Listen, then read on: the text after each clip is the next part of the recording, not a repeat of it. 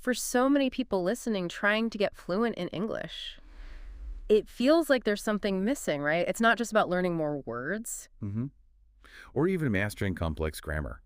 Often the real sticking point is something happening inside your head. That internal translation thing. Exactly. That moment where you know what you want to say in your own language, and Yeah. you have to consciously sort of convert it into English. Yeah, and even if you know the word, that little step, it slows everything down. It really does. It creates this bottleneck, makes conversations feel like hard work, Yeah. even when they should be simple. It's like you're constantly playing catch up in your own head. Right. And that's exactly what we're going to tackle in this deep dive. We've looked into some really practical ways to train your brain to skip that step. To actually start thinking more directly in English. Yeah, the goal here is to give you strategies, stuff you can actually use to make speaking feel smoother, faster, more natural. And when that mental shift starts to happen, it's pretty amazing. We saw it described almost like switching gears. From walking to running. Kind of, yeah. You just become more efficient, more agile in how you respond and communicate. It flows better. Okay, so let's get practical. How do we actually start making this shift? What can people listening start doing, like, right now? Well, the first thing is maybe surprisingly simple. It's about consciously naming things around you in English. Just looking around your room or maybe when you're out. Exactly. Wherever you are. In your head, Mhm. or even say it softly if you can. You see a chair. Think chair, Table, window, pen, notebook. tree, car, building, traffic light, whatever catches your eye. So it's about forging that direct link. Object equals English word, no middleman. Precisely. You're building a direct pathway in your brain, connecting the concept directly to the English label instead of going via your native language first. It seems small, but it starts to automate that connection. Oh, that makes sense. Simple but foundational. What's next? The next step kind of builds on that. It's about starting to describe your actions, again, in simple English sentences. So narrating your own life a bit. Yeah, basically. As you're doing something, try to form the thought directly in English. I'm brushing my teeth. I'm cooking lunch. I'm walking to the bus stop. I'm reading this email, that kind of thing. And the key here isn't perfect grammar, is it? Not at all, especially at first. The goal is just getting your brain used to forming thoughts, any thoughts, in English. It's about getting that internal engine running to the target language. Right, just getting it warmed up with simple, everyday stuff. Okay, that leads nicely into the next technique, which might feel a bit strange to some people. Talking to yourself Yeah. in English. Yeah, it does sound a little weird when you say it like that. It can feel odd initially, for sure, Uh-huh. but doing it when you're alone, it's actually incredibly powerful Why is that? because it's a completely safe space. There's zero pressure, no fear of making mistakes in front of someone. You can just practice. Practicing forming sentences out loud. Exactly. And just getting used to your own internal monologue running in English. Think about the stuff you normally think about anyway. Like, what should I eat today? Yeah, or, okay, I need to finish that report by 5. Or, maybe I'll watch a movie tonight. Try saying those thoughts in English. So it builds confidence and also just makes English feel more default. It helps make it your go-to internal language for processing your own day, your own thoughts. Plus, you get comfortable hearing your own voice speaking English. Okay, got it.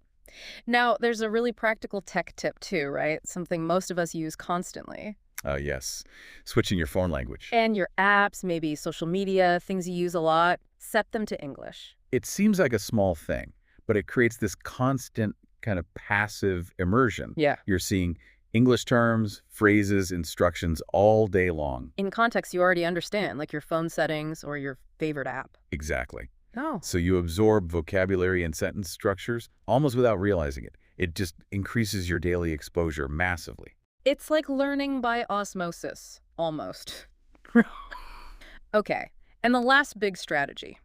This one requires a bit more conscious effort. Yeah, this is about setting aside dedicated time, even just 5 minutes a day to start. 5 minutes to do what exactly? To actively, consciously try to think only in English about anything, your plans, how you're feeling, a problem you're solving, what you did yesterday. Just force your brain into English mode for that short period. Right, and look, it's going to feel hard at first. Your brain will try to slip back into your native language. That's totally normal. But the key is consistency. Absolutely. Even just those 5 focused minutes, done regularly, start to build that mental muscle. Over time, you'll find you can do it for longer and it'll feel easier. Okay, but what happens, and this is a big one, I think, when you're trying to think in English, maybe during that 5 minutes or any time really, and you don't know the word for something. You get stuck. That's a really important point, and the advice here is crucial.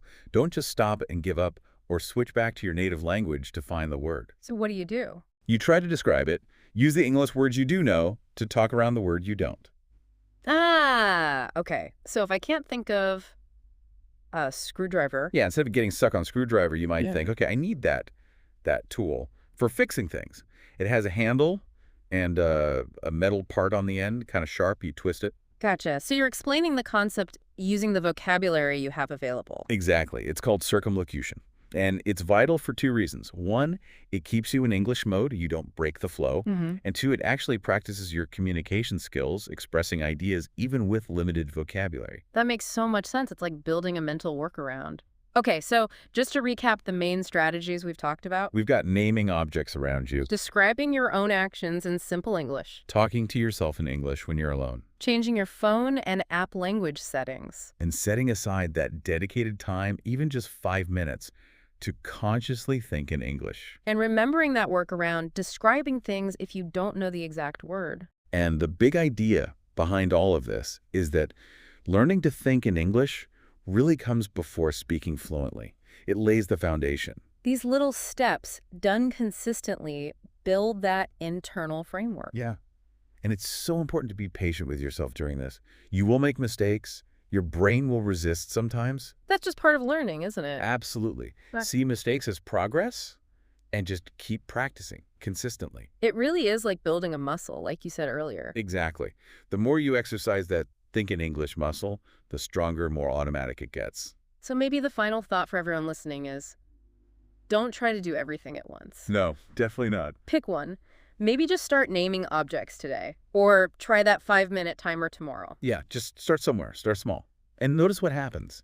Pay attention to those little shifts inside your head. Because that conscious decision to start to actually try thinking in English, that's really where the path to speaking more naturally and fluently begins, isn't it? It could open up a whole new way of interacting with the language, and maybe even the world.